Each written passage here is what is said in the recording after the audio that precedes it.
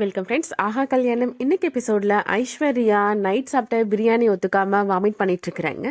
பாட்டி அதை பார்த்துடுறாங்க. என்னமா ஆச்சு அப்படின்னு கேட்டுட்டு இருக்கிறாங்க. சித்ரா தேவி கௌதம் ரெண்டு பேரையுமே கூப்பிட்டு இவளை உடனே ஹாஸ்பிட்டல் கூட்டிட்டு போங்க அப்படின்னு சொல்றாங்க. ஹாஸ்பிட்டல் போனால் மாட்டிக்குவோம் அப்படின்னு ஐஸ்வர்யா யோசிக்கிறாங்க. அதெல்லாம் வேணாம், நான் ஏதாவது மருந்து வாங்கி குடிச்சுக்கிறேன், சரியாயிடும் அப்படின்னு சொல்லிட்டு இருக்கிறாங்க ஐஸ்வர்யா. இதெல்லாம் பண்ணா ஏதாவது பிரச்சனை ஆயிடும் அப்படின்னு கௌதம் சொல்லிட்டு இருக்கிறாரு. இவளெல்லாம் என்னால் ஹாஸ்பிட்டல் கூட்டிட்டு போக முடியாது அப்படின்னு சித்ரா தேவி சொல்லிட்டு இருக்கிறாங்க. இவளுக்கு உடம்பு சரியில்லைம்மா, இவ வயிற்றுல நம்மளோட வாரிசு வளருது, இந்த நேரத்துல அவ கூட ஏதாவது ஒரு பொம்பளை போகணும்ல அப்படின்ற மாதிரி பாட்டி சொல்லிட்டு இருக்கிறாங்க. கௌதம் இப்போ சித்ரா தேவிட்ட சொல்லிட்டு இருக்கிறாரு, எனக்கு ஒரு ஐடியா தோணுதுமா அப்படின்னு சொல்றாரு.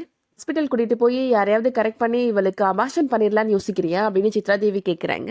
இந்த மாதிரி பண்ணணும்னா நம்ம தான் மாட்டிக்குவோம், நம்ம ரெண்டு பேர் தான் ஹாஸ்பிட்டல் கூட்டிட்டு போறோம் அப்படின்னு சொல்றாங்க சித்ரா. அதுக்கப்புறம் அந்த மகா நம்மள சும்மா விட மாட்டா அப்படின்ற மாதிரி சொல்றாங்க. சூர்யாட்ட ராகவன் சொல்றாரு, முக்கியமான நமக்கு மீட்டிங் இருக்கு, நீ உடனே ஆஃபீஸ் கிளம்பி வா அப்படின்ற மாதிரி சொல்றாரு. சூர்யாவுமே போய் அவரோட கபோர்டை திறந்து பார்க்குறாரு. அங்கே பார்த்தா அவரோட ஒரு ட்ரெஸ் கூட இல்லை. அந்த டென்ஷனில் மகா கூட பேச மாட்டோன்றதை மறந்து மகாட்ட என்னோட ட்ரெஸ்லாம் எங்க அப்படின்னு கேட்குறாரு. நீங்கள் தான் என் கூட பேச மாட்டீங்களே, உங்கள் ட்ரெஸ் எல்லாம் எனக்கு என்ன தெரியும் அப்படின்ற மாதிரி மகா சொல்லிட்டு இருக்கிறாங்க.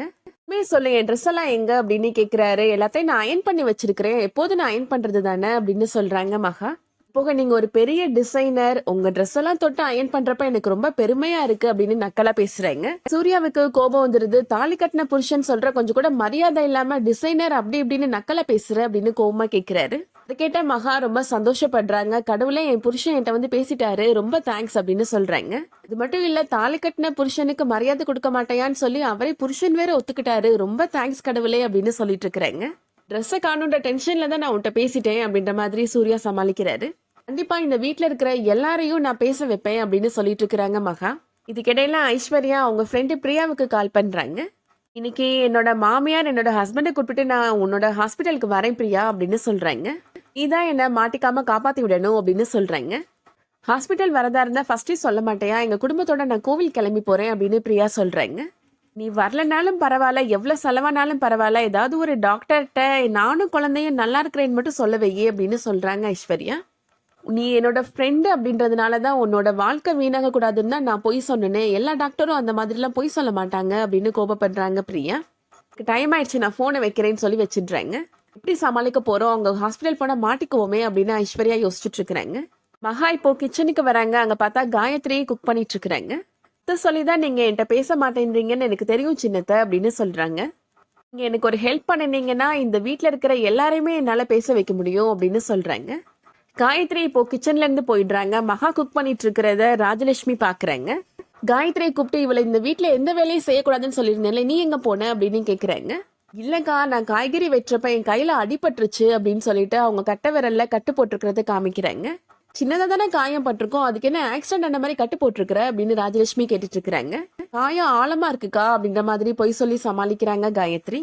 என்ன இப்படிலாம் நடக்குதோ தெரியல அப்படின்னு ராஜலட்சுமி அங்க இருந்து போயிடுறாங்க. அடுத்ததா மகா அவங்க குக் பண்ண டிஷ் எல்லாத்துக்குமே நேம் போர்டோட கொண்டு வந்து டேபிள்ல வைக்கிறாங்க. மகா யார்ட்டையுமே பேசாம அமைதியாவே இருக்கிறாங்க. என்னம்மா மௌன விரதமா அப்படின்னு ராகவன் கேட்டுட்டு இருக்கிறாரு. இது ஒண்ணு மௌன விரதம் கிடையாது, அத்தை விரதம் அப்படின்னு பாட்டி சொல்லிட்டு இருக்கிறாங்க. உன் பொண்டாட்டி தான் இவள் கூட யாருமே பேசக்கூடாதுன்னு சொல்லி வச்சிருக்கிறா, எல்லாருக்கும் ரூல்ஸ் போட்டிருக்கிறா அப்படின்ற மாதிரி சொல்றாங்க பாட்டி. என்னோட வயசு அனுபவம் இதுக்கு கூட இவ மரியாதை கொடுக்க மாட்டேன்றா அப்படின்னு கோவமா பேசுறாங்க. ராஜலட்சுமி சொல்றாங்க, நான் அவ்வளவு சொல்லியும் இவ மறுபடியும் அவங்க வீட்டுக்கே போயிட்டு இருக்கிறா அப்படின்னு சொல்றாங்க. போய் மறுபடியும் மண்ணு மிதிக்கிற வேலையை தான் பாத்துட்டு இருக்கிறா அப்படின்னு கோவமா பேசுறாங்க ராஜலட்சுமி. மகா கூட யாரும் பேசக்கூடாது, நீ சொன்னது ரொம்ப தப்புமா அப்படின்னு ராகவனோட அப்பா சொல்லிட்டு இருக்கிறாரு. ராஜலட்சுமி இப்போ பாட்டிட்ட மன்னிப்பு கேக்குறாங்க. உங்ககிட்ட மகா கூட பேசக்கூடாதுன்னு நான் சொன்னது தப்புதான் தான், என்ன மன்னிச்சிருங்க அப்படின்னு சொல்றாங்க. ஆனா இவளை பத்தின அபிப்பிராயத்தை நான் சாகுற வரைக்கும் மாத்திக்கவே மாட்டேன் அப்படின்னு ரொம்ப ஸ்டப்பனா பேசுறாங்க. அதோட இன்னைக்கான எபிசோட் முடியுது. ராஜலட்சுமி மகாவோட நல்ல குணத்தை புரிஞ்சு எப்போ ஏற்றுக்க போறாங்க வெயிட் பண்ணி பார்க்கலாம். இந்த வீடியோ பிடிச்சிருந்துச்சுன்னா லைக் பண்ணிக்கோங்க. சீரியல் அப்டேட்ஸ்க்கு நம்ம சேனலை சப்ஸ்கிரைப் பண்ணிக்கோங்க. தேங்க்ஸ் ஃபார் வாட்சிங்.